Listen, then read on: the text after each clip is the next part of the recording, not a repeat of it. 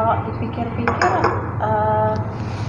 kalau nggak ada persiapan yang benar-benar matang dari segi mental aja pun itu udah cukup ini ya, udah cukup bikin mental down ya. Bener gimana nggak ya? Makanya saya bilang kan, satu finansial, kedua jiwa dan raga. Bayangin Mbak Meg, saya waktu anak kedua dokter udah menvonis saya nggak bisa hamil lagi. Dan dokter khawatir jangan hamil lagi, karena kan yang bleeding itu gitu. Dan ingat, kebetulan kan dokternya itu kan teman suami. Ingat ya Bang, kakak itu usia udah berapa gitu. Kalau normal saya nggak sarankan. Jadi waktu Cleo itu awal-awal hamil saya bilang gini, ya udah Pi, nanti mami melahirkannya sesar aja deh. Trauma juga yang bleeding. Oh iya, suami saya bilang nggak usah normal. Kamu mami di sesar aja gitu udah. Karena udah terucap gitu, karena takut pengalaman yang anak kedua. Nah benar, itu tadi berarti kan psikolog ya, kejiwaan kita juga harus gitu kan, ketraumaan itu ada. Nah tapi tadi jangan khawatir, karena kan begitu kita udah melahirkan, yang sakit itu jadi hilang ya, dengan melihat anak itu jadi hilang yang sakit ya. Jadi kan kita merasa aduh nggak ada trauma-traumanya. Saya trauma itu karena bleedingnya saja. Kalau sakitnya saya nggak trauma, karena begitu keluar anak sakitnya tuh nggak ada lagi, hilang. Yang saya traumakan itu kalau sempat kemarin suntikan ke-6 itu tidak mempan, apa jadinya? Nah itu yang traumanya di situ. Ya? Iya, makanya itu tadi kejiwaan kita juga harus kita siapkan. Raga itu, kekuatan kita itu juga kita harus siapkan. Finansial apalagi, tiba-tiba itu di seiringan perjalanan tadi membutuhkan dana, kita udah ada gitu. Karena kalau kita nggak kesiapan itu, kan nyawa itu kan bisa jadi taruhan juga kan gitu. Ada resiko, si anak ini juga bisa kehilangan nyawa, dan resiko juga bisa ke ibu dan anak. Iya. Jadi nggak cuma satu aja. Iya benar. Anak bisa juga kehilangan ibunya, atau bisa jadi dua-duanya. Iya benar. Jadi buat teman-teman yang lain, kalau misalnya pun yang berencana akan segera menikah dalam waktu dekat, atau yang sekarang sudah menikah tapi lagi program, itu ingat satu hal aja, bahwasannya harus direncanakan dari awal, di program dari awal. Nggak bisa yang namanya kita kalau bahasanya apa? Kesundulan. Kan kebanyakan sundulan. Kesundulan nggak apa-apa kalau kita wanita normal, nggak masalah. Tapi kalau kita yang autoimun, dokter kan sudah selalu wanti-wanti. Kamu pingin hamil, kalau pingin hamil harus ada treatment gitu aja gitu. Hamil boleh tapi ikuti treatment dari dokter ya. Iya benar. Karena untuk kurat sendiri kan juga sakit ya Ci. Iyalah, sakit banget. Dapat sakitnya, dapat keluar biayanya, lengkap ya. Semuanya lengkap. Pakai 3-in-1 jadi. Iya. Sedihnya iya. Benernya. Sakitnya iya. Syukur-syukurnya sih nggak ini ya, nggak apa namanya, nggak memancing si lupus Ini kebanyakan. Nah itu tadi kenapa saya bilang banyakan lupus itu kan gini. Kapan sih lupus itu kok bisa terjangkit kembali atau nge-flare atau apa? Capean, stres, ya kan? Terus kena matahari, ya. Kecapean itu dalam arti kata begini. Ibu melahirkan, otomatis kan kondisinya nggak fit. Ditambah lagi kita malam itu kurang tidur. Makanya kan saya sarankan kalau kita hamil kita harus ada pendamping yang membantu kita. Apakah itu ibu kita atau adik kita atau kakak atau saudara atau siapa saja. Kita jangan sendiri. Apalagi odapus tidak boleh sendiri dengan melahirkan. Karena takutnya tadi kebanyakan lupusnya nge-flare gara-gara setelah pasca melahirkan. Pertama disebabkan karena dia keletihan.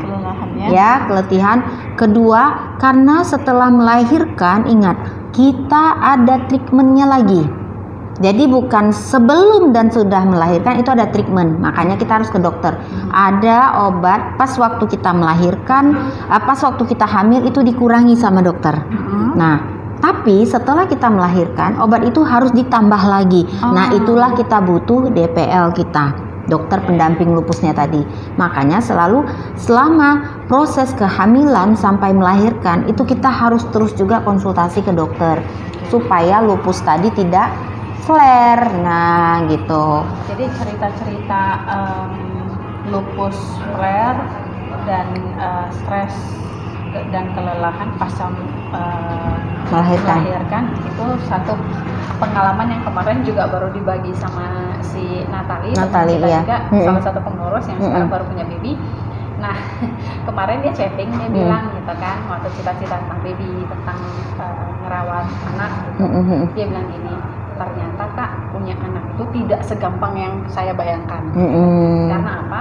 Waktu saya tanya kenapa Nat gitu.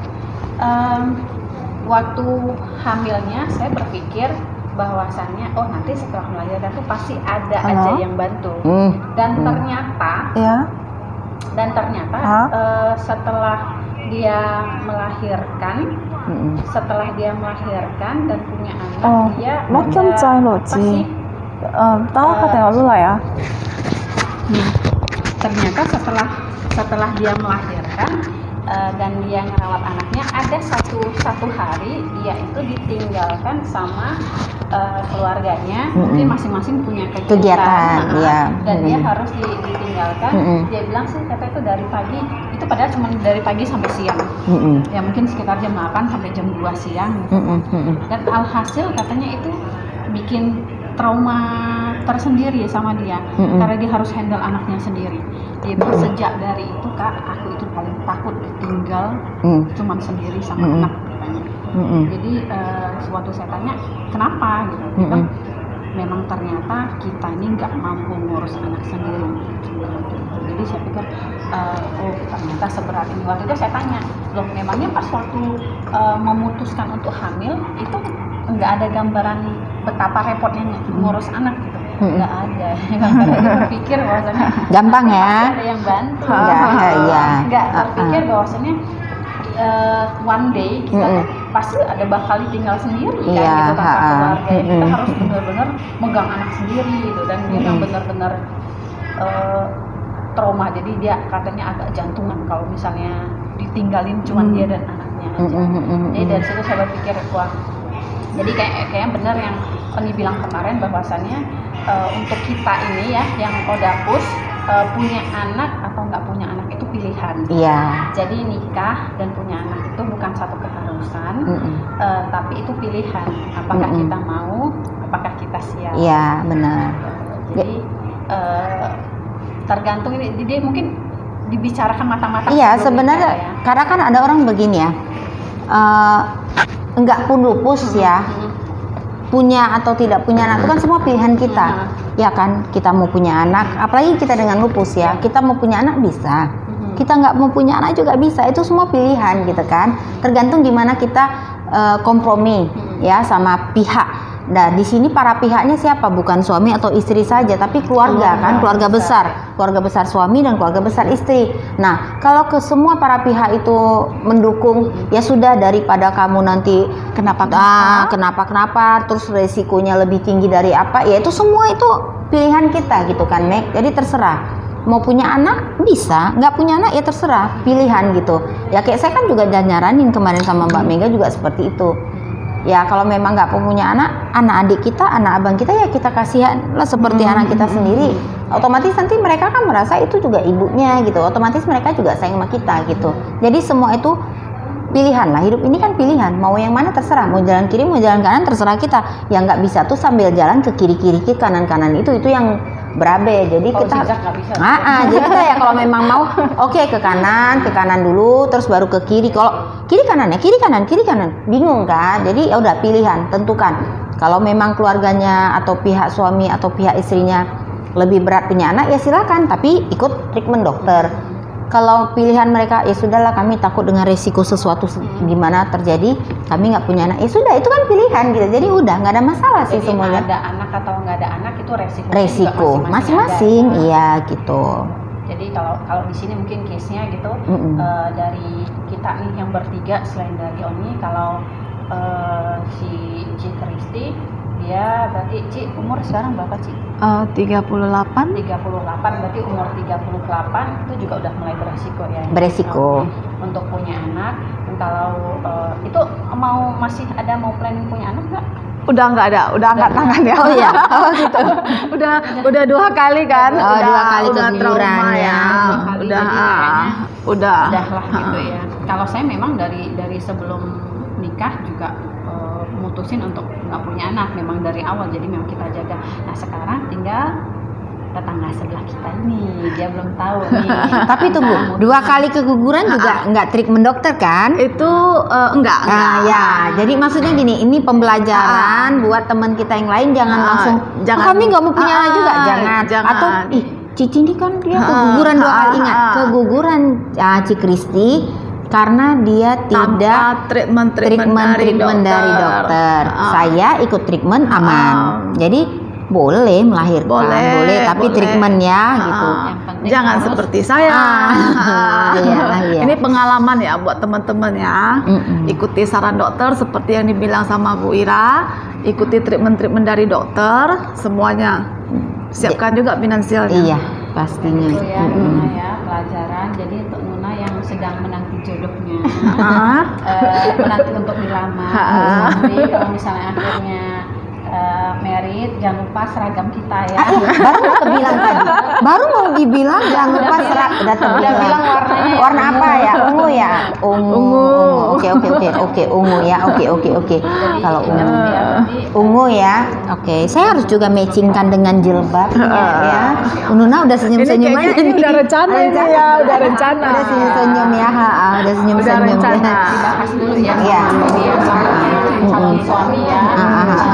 Mau punya anak atau enggak, dan harus ini juga sih sama mertua juga itu harus Jadi bawa anak mimpi baru jumpa mertua ya. harus ini. Iya, benar ya. Dari single Tiba-tiba ya tahu terdapat baju seragam ya kan. Kemudian bulan sekian mau ini. Cita dia udah mau melahirkan ini, dan tinggal nunggu hari. Lagi anggota Blackpinknya nambah. Benar, tinggal menunggu hari aja kita. Iya. Jadi mungkin ada yang mau disampaikan lagi, atau Nuna mungkin mau menyampaikan sesuatu sebelum kita closing. Ada lagi. Cukup lembut aja kan. Dari Ci Kristi Udah cukup. Tapi boleh ada pemasukannya, Mbak Meg. Kita ini posting kita buat di YouTube hasil ini ya dari apa ya, pertanyaan-pertanyaan di grup teman-teman, apa yang harus kami ini ya buat lagi. Jadi next time kedepannya boleh di ini ya Mbak Meg ya, biar kita buat lagi gitu apa yang mereka mau. Komentar ya nanti di postingan kita, boleh komentar di bawah kira-kira apa yang mau dibahas, apa yang mau ditanyakan. Nanti kita bantu buat postingan videonya supaya nggak cuma Odapus aja yang bisa tahu, tapi keluarga Odapus juga bisa tahu, atau mungkin teman tetangga, karena ternyata banyak juga yang setelah nonton video kita saudara-saudara dan teman ataupun teman kantor lah, tetangga lah, teman sekolah lah, dan keluarganya itu ternyata punya gejala lupus. Jadi boleh juga untuk subscriber kita, boleh juga komentar di grup ataupun di Facebook ataupun di Instagram. Jadi kita lengkap semua ya, Instagram kita punya, Facebook kita juga punya, dan sekarang kita merambah lagi YouTube supaya lebih luas lagi dan lebih enak lagi dilihat. Jadi bolehlah komen-komen di bawah. Kalau misalnya info ini membantu, tekan tombol like-nya. Kalau misalnya pengen membantu kita jauh lebih berkembang, boleh subscribe juga, itu sangat bisa. Dengan jempol ya. Jempol. Jadi sampai di sini dulu lah ya. Jadi kita topiknya next time kita bakal mengupas topik-topik yang lain lagi yang jauh lebih menarik, dan terutama ini kita listnya udah panjang ini, udah banyak. Tolong dong kupas topik-topik yang ini. Oke, nanti satu-satu, karena berhubung lagi kondisi pandemi ini kita nggak bisa sering-sering keluar, tapi kita usahakan sebisa mungkin. Ditambah lagi satu anggota kita sebentar lagi bakal mau brojol, persiapan ke sana. Oke, jadi untuk teman-teman stay healthy, jaga kesehatan, ikutin semua protokol kesehatan dari pemerintah. Mudah-mudahan kita semua sehat dan murah rezeki buat semua teman-teman. Nah, kita juga harus pakai ya. Jadi kita, kenapa kita harus buka? Karena kan kita mau ini ya syuting. Jadi takutnya nanti suaranya nggak pas. Kalau keluar, kami pakai masker, terus kami pakai juga lagi. Ini takut nggak Nah, tadi kalau mau pakai ini takutnya nggak kelihatan, tapi kita tetap sesuai dengan protokol ya, oke? Supaya apa namanya apa yang dilakukan pemerintah bisa cepat terlaksana dan COVID-nya tinggal blur lari, karena kita juga pingin hiburan, pingin jalan-jalan juga untuk refresh kembali otak kita. Sama lupus ini ya. Benar gitu. Kalau saya suka blank. Nah, apalagi bukan kayak Mbak Mega, enggak kayak seperti Mbak Mega, Mbak Kristi kan di rumah nggak ada yang harus tuntutan. Kalau kayak saya tuntutan anak 3. Bayangin juga, kasihan juga dengan anak-anak itu stres ya. Anak-anak yang Belum saya kumpul. dengan Mega juga ada tuntutan. Anak kucingnya saya juga punya. Saya di rumah namanya Kai sama Yona. Kucingnya Saya juga punya namanya Oh ya. Momo, John, Kenaro, sama Aben. Oh, gitu ya. Tambahan satu lagi ya. Mitos-mitos yang beredar tentang kucing ya. banyak yang bilang katanya nggak boleh melihara kucing. Siapa bilang? Nah, atau misalnya perempuan yang melihara kucing nanti nggak bisa hamil.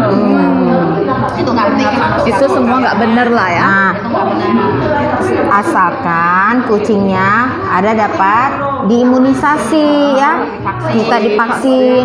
Dia tuh vaksin kucingnya ada berapa bulan sekali Mbak Meg, atau ada tahunan ya. Jadi kayak kucing kami di rumah itu Yuna dan Kai itu divaksin, terus Disterilkan ya. selalu diberi ini supaya jangan, karena kan kita suka cium, kita terus ingat ya kan yang penting bersih Mbak Mega. Tokso itu kan dari tai, dari kekotoran kucing tadi, bukan karena kucingnya tapi karena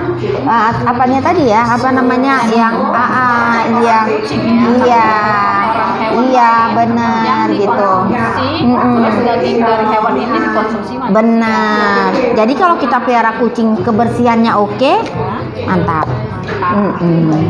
Iya. Makin panjang lagi. Benar. Oke. Next time kita sambung lagi. Iya. Mungkin, next time kita bisa bicara soal kucing ini juga. Boleh.